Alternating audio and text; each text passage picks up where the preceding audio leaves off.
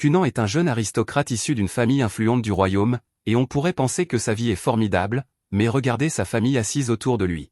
Eh bien, c'est quelque chose qu'il ne peut pas faire, car il est aveugle. Il possède ce qu'on appelle la cicatrice du héros, ce qui fait qu'il est complètement aveugle depuis sa naissance, ce qui le rend très déprimé.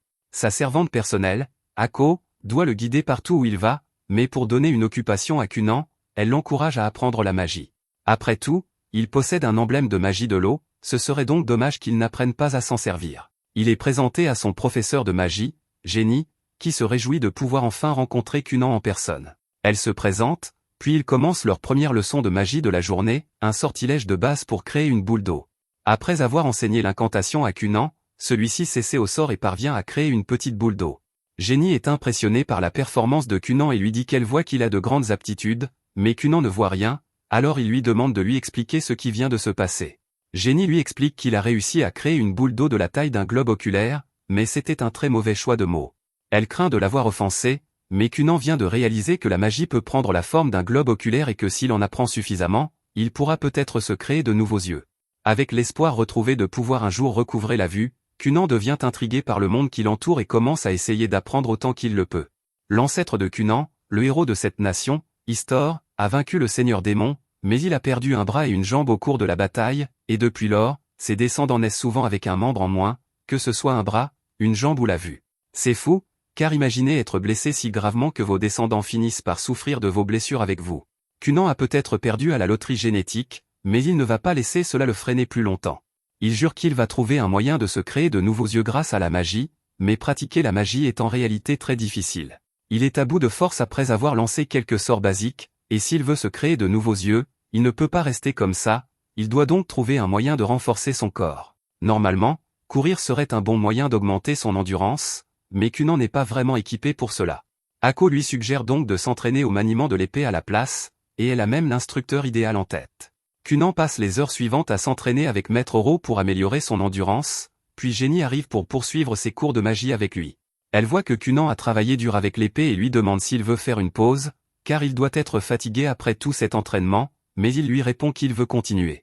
Dans ce cas, Jenny suggère de commencer par revoir le sort d'eau qu'elle lui a enseigné la dernière fois, mais alors qu'elle s'attendait à ce que Cunan ait progressé de la même manière que la dernière fois, à sa grande surprise, il crée immédiatement cette boule d'eau parfaite d'un seul coup, et elle sait qu'elle ne lui a pas enseigné cela. Pendant ce temps, au palais royal, la princesse Myrika vient d'être informée qu'une calèche a été préparée pour qu'elle aille rendre visite à Cunan, mais elle n'a pas vraiment envie d'y aller. Cunan et Myrika ont été fiancés dès sa naissance, car il est né avec une cicatrice de héros. Il s'agit donc d'un mariage politique important, mais elle pense que Cunan ne l'aime pas du tout. Elle lui rend visite de temps en temps afin qu'ils puissent apprendre à se connaître, mais il est toujours très sombre en sa présence, et malgré tous ses efforts pour lui remonter le moral, il répond toujours que rien n'a d'importance car il est aveugle et incapable de faire quoi que ce soit par lui-même. Malgré tout, la servante de Myrika lui dit qu'elle doit quand même aller le voir, alors elle finit par accepter et se rend chez Cunan. Cependant, cette fois-ci, lorsqu'elle le rencontre, il semble beaucoup plus heureux que la dernière fois qu'elle l'a vu. Elle lui demande si quelque chose lui est arrivé récemment, et Cunan lui explique qu'il est récemment tombé amoureux de la magie et que cela lui a redonné espoir. Il s'excuse d'être toujours si sombre en présence de Myrika et lui demande si elle aimerait écouter certaines de ses histoires, car il a appris beaucoup de choses amusantes récemment. À la fin de la journée, Myrika quitte la maison de Cunan. Cette fois-ci, elle s'est vraiment beaucoup amusée à jouer avec lui, et elle a hâte de revenir lui rendre visite. Plus tard dans la nuit, de retour à l'appartement de Jenny, celle-ci panique car elle ne sait pas quoi enseigner à Cunan pour sa prochaine leçon. Elle a accepté ce travail pensant qu'il serait facile de gagner de l'argent en enseignant la magie élémentaire à un enfant de 7 ans pendant quelques années, mais après seulement quelques leçons, Cunan maîtrise déjà tout. Elle se demande si elle devrait commencer à lui enseigner la magie intermédiaire, mais elle ne peut pas prendre ce risque car, même si la magie est pratique, elle n'est pas forcément sans danger, et elle pourrait avoir des ennuis pour lui avoir enseigné des sorts dangereux si tôt. Cependant, elle n'est pas prête à abandonner car elle a des factures à payer, et elle va trouver une leçon parfaitement sûre pour Cunan afin de pouvoir continuer à toucher son salaire. Le lendemain, lorsque Cunan et Jenny se rencontrent, elle lui dit que la leçon d'aujourd'hui sera un peu différente. Il maîtrise déjà la boule d'eau, mais il s'agit d'un sort composé, elle veut donc qu'il essaie d'apprendre à en ajuster les différents aspects. Cunan suppose qu'elle parle de la façon dont il crée l'eau, la fait flotter dans les airs et maintient sa forme de boule en suspension, et elle lui dit qu'il a raison, mais qu'il y a beaucoup plus que cela. Des éléments tels que la température, le goût et la couleur peuvent également être ajustés, et pour le démontrer, Elle crée 2 boules d'eau devant lui. Quand il les touche, il remarque que l'une est froide tandis que l'autre est chaude, et il semble comprendre le concept que Jenny essaie de lui expliquer, alors il décide d'essayer. Jenny est surprise de l'entendre dire cela, car elle avait prévu de lui enseigner cette leçon au cours des prochaines semaines, mais rien qu'à partir de ses explications, il comprend déjà les bases de la technique et a même réussi à créer de l'eau aromatisée au jus de fruits. Certes, c'est encore très difficile pour lui, il va donc devoir beaucoup s'entraîner. Le lendemain, Ako s'apprête à lui préparer une boisson, elle demande donc à Cunan de lui faire de l'eau chaude, ce qu'il fait, mais alors qu'il lui apporte l'eau, Cunan aperçoit le bol de pommes en dessous, et là, attendez une minute, Cunan vient de voir ses pommes. Il panique et renverse l'eau, car c'est la première fois qu'il voit quelque chose, mais quand Ako lui demande si cela signifie que ses yeux fonctionnent, il explique que ce n'est pas le cas. C'est plutôt comme s'il avait pu utiliser sa magie pour identifier l'objet, ce qui est une avancée stupéfiante, car cela le rapproche un peu plus de son objectif, créer des yeux avec la magie. Pour l'instant, tout ce qu'il peut faire, c'est différencier les pommes rouges des pommes vertes, mais il n'a toujours aucune idée de ce à quoi ressemblent la plupart des couleurs, il va donc devoir s'entraîner beaucoup pour s'y habituer. Peu de temps après, Ako va annoncer la bonne nouvelle au père de Cunan, qui est stupéfait d'apprendre que Cunan peut désormais voir. Ako explique qu'il ne peut voir qu'à une courte distance de son corps grâce à sa magie, mais qu'il peut facilement identifier les couleurs, ce qui équivaut à une vision normale. Il est également capable de lire des livres en suivant les couleurs des images. Il ne comprend toujours pas les mots, car il n'a jamais appris à lire quand il était enfant, mais ce n'est qu'une question de temps avant qu'il ne maîtrise cela, et le père de Cunan est heureux de l'apprendre. Plus tard dans la journée, Cunan se prépare pour son cours de magie habituel avec Jenny, mais pendant qu'il attend son arrivée, il a une idée et décide de surprendre Jenny en lui montrant à quel point sa magie s'est améliorée. Pour ce faire, il crée une énorme boule d'eau rouge dans les airs, et Ako trouve cela magnifique, mais un instant plus tard, sa famille vient voir comment il va, et Cunan est tellement excité de les voir qu'il perd le contrôle de la boule d'eau et l'éclabousse sur lui-même et Ako. La mère de Cunan est horrifiée en le voyant dans cet état, mais il ne comprend pas pourquoi elle en fait toute une histoire, puisqu'il est simplement recouvert d'eau rouge. Ako lui explique que la couleur rouge peut être un peu dérangeante pour la plupart des gens, car c'est la même couleur que le sang humain, mais Cunan n'avait aucune idée que le sang était rouge. Cunan passe la plupart de son temps libre à lire, ce que son père a remarqué. Il convoque donc Ixio, le frère de Cunan, dans son bureau pour lui faire part de ses projets. Il dit à Ixio qu'il envisage d'envoyer Cunan à l'école maintenant qu'il est capable de prendre soin de lui-même, mais qu'il aura besoin qu'Ixio veille sur lui autant que possible en tant que frère aîné. Quelque temps plus tard, Cunan est convoqué à la succursale principale pour rencontrer son père, mais il ne sait pas de quoi il s'agit, car il n'a rien fait de mal récemment. Lorsqu'il rencontre enfin son père, celui-ci lui annonce qu'il a une nouvelle très importante à lui communiquer. Selon le tuteur de Cunan, celui-ci a déjà terminé la plupart des matières enseignées à l'école pour enfants nobles, même s'il n'y a jamais mis les pieds. Il se demande si Cunan est curieux de savoir ce que l'on ressent lorsqu'on va à l'école, mais Cunan répond qu'il n'est pas particulièrement intéressé par la scolarité. Après tout, il ne voudrait pas être un fardeau pour ses camarades de classe, et il a ses propres objectifs à atteindre. Il demande à son père si le fait qu'il ne souhaite pas aller à l'école pose problème, et c'est en quelque sorte le cas, car l'école est obligatoire pour tous les enfants nobles et, techniquement, Cunan est déjà inscrit, du moins sur le papier. Mais en raison de sa situation particulière, son père a obtenu du roi qu'il fasse une exception pour lui. Cependant, maintenant que Cunan a appris à voir suffisamment bien pour se déplacer seul, son père pense qu'il est temps pour lui d'envisager de retourner à l'école. Cunan demande s'il essaie de se débarrasser de lui à cause de l'incident de l'eau rouge, et le père de Cunan est encore un peu contrarié à ce sujet, mais ce n'est pas la raison. Il dit cela pour le bien de la princesse Mirica, car si Cunan ne va pas à l'école, cela lui donnera une mauvaise image auprès des autres nobles, et même s'il ne se soucie pas de son image publique en tant que futur mari de Mirica, toute opinion négative à son sujet aurait également des répercussions sur elle. Cunan comprend le point de vue de son père, alors il accepte d'aller à l'école, mais il pense toujours que ce sera une perte de temps, car il n'y a rien de nouveau à apprendre là-bas. Son père lui dit qu'il n'a pas besoin d'assister aux cours, il doit juste passer tous les examens nécessaires pour obtenir son diplôme, et comme il a déjà terminé le programme avec son tuteur, cela devrait être facile pour lui. Peu de temps après, Cunan rencontre Mirica pour lui annoncer qu'il va bientôt aller à l'école. Elle est très enthousiaste, car cela signifie qu'elle pourra passer plus de temps avec lui à l'école, mais Cunan est un peu inquiet, car si Mirica est tout le temps avec lui, tous les garçons qui ont le béguin pour elle seront jaloux et pourraient s'en prendre à lui. Mirica lui dit que tout ira probablement bien, mais pour être honnête, cela ne semble pas très rassurant, alors Cunan pense qu'il devrait probablement se procurer une nouvelle baguette pour se défendre. Le jour du départ, Cunan et Ixio montent dans une calèche pour se rendre à l'académie, mais pour rendre le trajet un peu plus confortable, Cunan jette un sort d'eau sur les roues afin qu'elles agissent comme des amortisseurs. Ixio est impressionné par les progrès réalisés par Kunan en matière de magie, mais Kunan répond qu'il est juste devenu un peu plus fort, ce n'est donc pas grand-chose. Il s'excuse également, car il est certain d'avoir beaucoup inquiété son frère avec sa dépression, mais il est désormais déterminé à survivre quoi qu'il arrive, et Ixio n'a donc plus à s'inquiéter pour lui. Ixio est heureux que Kunan ait changé pour le mieux, mais Kunan déclare alors qu'il fera tout pour réussir, même si cela signifie que le reste du monde doit périr, ce qui le fait basculer du côté des méchants, et Ixio recommence à s'inquiéter un peu. Ils finissent par arriver à l'école et Kunan peut entendre les voix de dizaines de nouvelles personnes à la fois. Dans le passé, il aurait immédiatement renoncé sans même essayer, mais plus maintenant. Il demande à Mirika de lui prendre la main alors qu'ils entrent tous les deux dans le bâtiment, et près de l'entrée, un professeur l'attend pour le rencontrer. Cast a été chargé d'accompagner Kunan et de le surveiller pendant les examens de passage dans la classe supérieure, mais elle est un peu inquiète car elle a entendu dire que Kunan était un garçon timide et réservé et elle ne sait pas trop comment s'y prendre avec quelqu'un comme lui qui refuse de socialiser. À sa grande surprise, quelques instants plus tard, elle voit Kunan et Mirika passer avec Ixio et ils semblent tous discuter normalement. Elle les rattrape et se présente comme la professeure qui sera chargée de s'occuper de Kunan aujourd'hui, et Kunan lui dit qu'il est ravi de la rencontrer. La cloche sonne peu après, Mirika et Ixio doivent donc se rendre dans leurs classes respectives. Mirika dit au revoir à Kunan et lui donne rendez-vous à la cafétéria pour le déjeuner une fois qu'il aura terminé ses examens. Pendant ce temps, depuis le deuxième étage, le frère aîné de Mirika l'observe et voit à quel point elle est heureuse avec Kunan. Il pourrait donc la soutenir, mais non, il préfère être méchant, et il a l'intention de confronter Kunan dès qu'il le trouvera. Pendant ce temps, Kunan vient d'arriver dans la salle d'examen, et Cast lui explique les bases.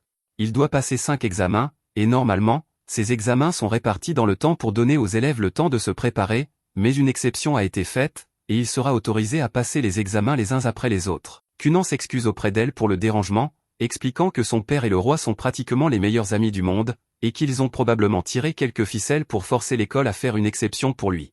Il se lance alors dans une digression sur la proximité entre son père et le roi, mais elle ne veut vraiment pas en entendre parler, car elle préfère rester en dehors de la politique de la haute société.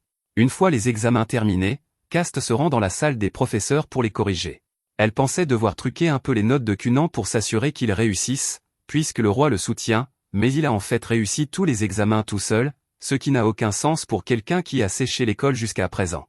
Après l'examen, Kunan retrouve Mirika, et ils s'apprêtent à déjeuner ensemble quand soudain, Lyle les interrompt.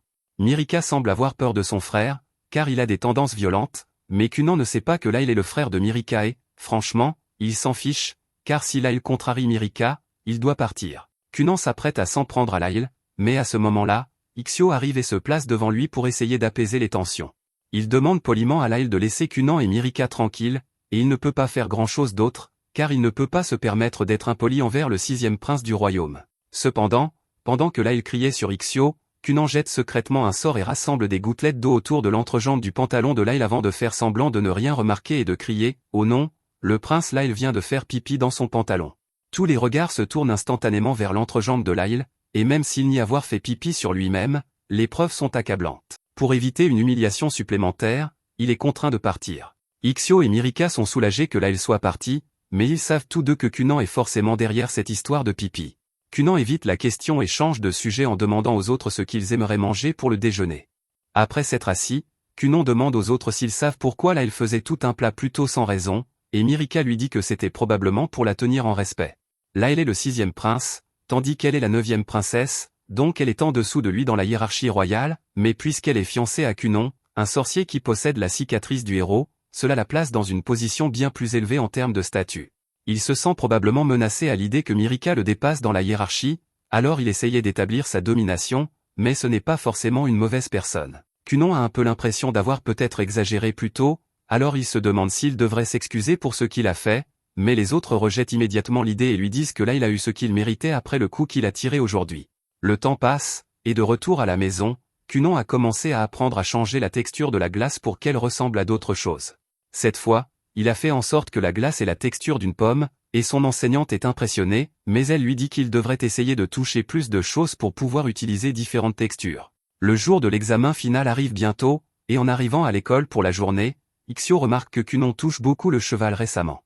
Il demande ce que c'est que cette histoire, et Kunan répond qu'il est juste en train de collecter des échantillons, mais Ixio n'a aucune idée de ce que cela est censé vouloir dire. Un peu plus tard, Mirika arrive pour saluer Kunan, et il lui dit qu'il va regretter de ne plus pouvoir lui parler à l'école tout le temps puisque ce sera son dernier jour ici, mais Mirika lui rappelle qu'ils ont encore toute la journée devant eux, donc pas besoin de dire au revoir maintenant.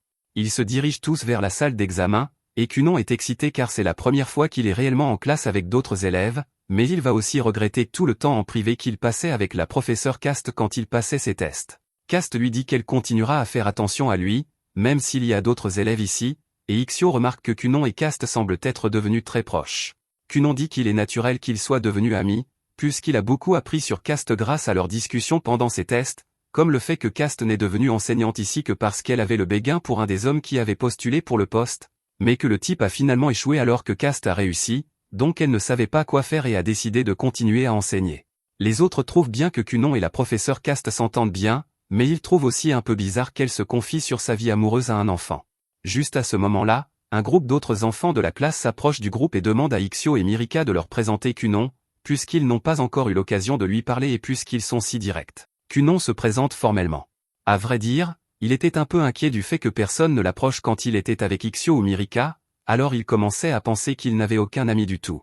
Mirika lui dit que ses amis ne gardaient leur distance que parce qu'elle leur avait dit qu'elle voulait passer du temps de qualité avec lui sans être dérangée, et Kunon est soulagé d'entendre cela parce qu'il ne saurait pas quoi faire si Mirika ou Ixio se révélaient être des solitaires complets. Cela dit, personnellement, il ne s'inquiète pas d'être seul ou de n'avoir pas d'amis, donc cela ne le dérangerait pas tant que ça. Un peu plus tard, l'examen est sur le point de commencer, mais là il est encore dans le couloir à regarder par la fenêtre en faisant le cool et mystérieux. Ses larbins lui disent que l'examen final est sur le point de commencer, et là il dit qu'il est trop important pour s'inquiéter d'une chose pareille, mais il lui rappelle alors qu'il devra redoubler s'il le rate, donc il n'a pas le choix.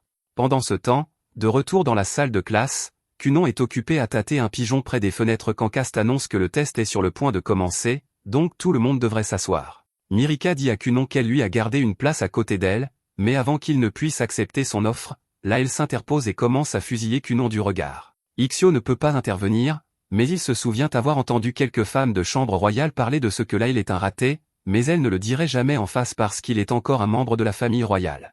La raison pour laquelle là il fait tant de crises et est toujours si en colère est qu'il sait que, même si les gens essaient d'agir respectueusement autour de lui, ils se moquent probablement tous de lui dans son dos. Cependant, alors qu'il est en plein dans ses pensées, Kunon attrape soudainement sa main et se présente formellement. Là il panique et dit qu'il n'a pas donné la permission à Kunon de le toucher, mais Kunon lui rappelle qu'ils vont bientôt être beaux-frères, donc ils devraient apprendre à se connaître. Il commence à tâter la main de Lyle, et d'après la texture de sa peau, Kunon peut dire que Lyle doit avoir un beau visage. C'était une chose gentille à dire, mais là il reçoit rarement des compliments sincères comme celui-ci, donc il ne sait pas comment réagir et se tourne vers Mirika pour lui demander s'il y a quelque chose qui ne va pas avec Kunon. Mirika trouve toute l'histoire drôle, et tout le monde dans la classe aussi, donc il commence à rire, et au début, là il pense qu'ils se moquent tous de lui, mais Mirika explique qu'il rit parce que c'est la première fois que quelqu'un le voit être si décontenancé. Là il nie être décontenancé et dit à Kunon de lâcher sa main maintenant, mais Kunon la tient encore quelques secondes de plus et dit à Lyle que sa voix aussi semble forte. Lyle n'aimait pas Kunon au début et avait prévu d'être méchant avec lui pour affirmer sa domination, mais maintenant il ne sait pas trop comment réagir. Kat attire ensuite l'attention de tout le monde et leur dit à tous de s'asseoir parce qu'elle est sur le point de commencer le test. À la fin de la journée, le test est terminé et Cast a fini de noter les copies de tout le monde, donc elle dit qu'elle va annoncer les résultats maintenant. Elle commence à écrire au tableau, et tout le monde regarde avec impatience pour voir ses résultats, mais il s'avère qu'ils ont tous réussi, donc ils peuvent tous obtenir leur diplôme. Ensuite, Kunon et Ixio remontent dans le carrosse pour rentrer à la maison, et tout le monde lui fait au revoir de la main alors qu'il part. Kunon leur dit qu'il s'est beaucoup amusé aujourd'hui, et il dit à Cast que si elle cherche toujours un petit ami, alors elle devrait considérer Ixio puisqu'il est toujours célibataire, mais Ixio dit qu'il n'a jamais accepté cela, et Cast commence à regretter un peu d'avoir parlé à Kunon de sa vie amoureuse.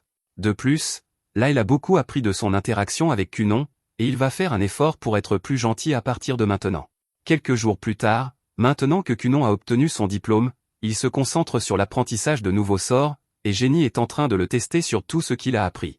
Elle lui demande de faire une boule d'eau tournante, de la diviser en 10, puis de colorer et texturer chacune individuellement, tout ce que Kunon est capable de réaliser sans grande difficulté.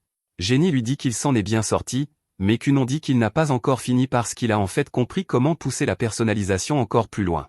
Il procède alors à transformer une des boules d'eau en colombe et la fait voler dans les airs. Jenny ne peut pas croire ce qu'elle vient de voir et tombe à genoux, parce que même les maîtres mages de l'eau ne seraient pas capables de réaliser quelque chose comme ça si facilement. Plus tard, en prenant le thé avec Kunon, Jenny dit qu'elle a quelque chose d'important à lui dire. Cunon comprend, donc il demande à Echo de leur laisser un peu d'intimité, et une fois seule, Jenny lui dit qu'il ne reste plus rien à lui enseigner. En fait, elle n'a pas eu grand-chose à enseigner ces derniers mois, puisqu'elle est juste censée l'instruire dans l'utilisation de la magie élémentaire, mais à ce stade, Cunon est un meilleur mage qu'elle, donc il n'y a pas de raison pour qu'elle continue à être son enseignante. Cunon se lève et lui dit qu'elle est en fait une excellente enseignante, parce qu'il a vraiment apprécié tous les petits tours désespérés qu'elle transformait en leçons pour lui. Elle n'est peut-être pas au niveau des mages plus avancés, mais sa perspicacité lui a donné un nouvel espoir dans la vie, et il la valorise vraiment. Jenny apprécie qu'il dise cela, car elle a dû travailler très dur et se creuser la tête pour trouver ses leçons, et cela devient trop difficile à gérer pour elle. Cunon lui demande si elle dit cela parce qu'elle pense que le salaire ne vaut pas tous les ennuis, parce que si c'est le cas, il peut demander à son père de lui augmenter son salaire, mais Jenny lui dit que c'est en fait le contraire. Elle se sent coupable de recevoir un salaire aussi élevé alors qu'elle fait si peu. Cunon lui dit que les leçons qu'elle invente valent chaque centime, mais Jenny dit qu'elle a déjà atteint sa limite. Son cerveau est complètement sec en termes d'idées maintenant, donc elle lui dit qu'il mérite d'avoir un meilleur sorcier comme enseignant à la place d'elle. Cunon supplie Jenny de rester parce qu'il veut continuer à la voir comme enseignante de magie, mais il n'y a vraiment plus grand-chose qu'elle puisse faire pour lui à ce stade. Après avoir dit au revoir, Jenny quitte le manoir, et en s'éloignant, elle pense que Cunon est sans aucun doute un génie, et ce n'est qu'une question de temps avant qu'il ne devienne l'un des plus grands mages du continent, donc elle va faire de son mieux pour le suivre en entraînant sa propre magie. Le lendemain matin, Cunon est informé par Echo que son tuteur académique habituel, Mademoiselle Flora, vient également de démissionner. Il est choqué d'entendre cela, mais c'est logique puisqu'il a déjà terminé le programme et obtenu son diplôme de l'Académie Noble, donc il n'a plus besoin de tuteur. Cunon aurait quand même aimé pouvoir lui dire au revoir avant son départ, donc il décide de lui écrire une lettre de remerciement plus tard, et Echo pense que c'est génial, mais tant que Cunon y est, elle demande s'il pourrait demander à Flora si elle connaît des hommes célibataires de 20 ans qui seraient intéressés par l'épouser. Cunon est blessé qu'Echo veuille se marier et le laisser derrière, et elle n'essaie pas de le faire se sentir mal, mais elle doit aussi penser à son avenir. De plus, elle est sûre que Cunon se débrouillera tout seul, mais il dit qu'il ne se débrouille pas du tout. Jenny est déjà parti, il vient d'apprendre que Flora a démissionné, et maintenant Echo veut partir aussi. À ce rythme, il ne lui restera bientôt plus personne. Ce soir-là pendant le dîner, Cunon raconte à son père que Jenny a arrêté et comment elle a dit qu'il devrait trouver un maître sorcier pour devenir son enseignant s'il veut continuer à apprendre. Ixio y réfléchit une seconde et se souvient d'une rumeur à propos d'un extraordinaire sorcier royal. Leur mère reconnaît la description et demande à Ixio s'il parle de Zéon Lifinrol, parce qu'il est célèbre dans toute la capitale pour son immense pouvoir et sa beauté. Il serait un candidat parfait pour le nouvel enseignant de magie de Cunon, mais leur père dit qu'il y a un problème majeur avec ce plan, ils ne peuvent pas embaucher Zeyo. En tant que sorcier royal, les seules personnes autorisées à lui donner des ordres sont le roi et les autres membres de la cour royale. En plus de cela, Zeyo quitte rarement le château royal, et même le rencontrer est très réglementé, donc les chances de l'embaucher comme instructeur de magie sont minces, mais il dit qu'il demandera au moins au roi pour voir s'il peut faire quelque chose.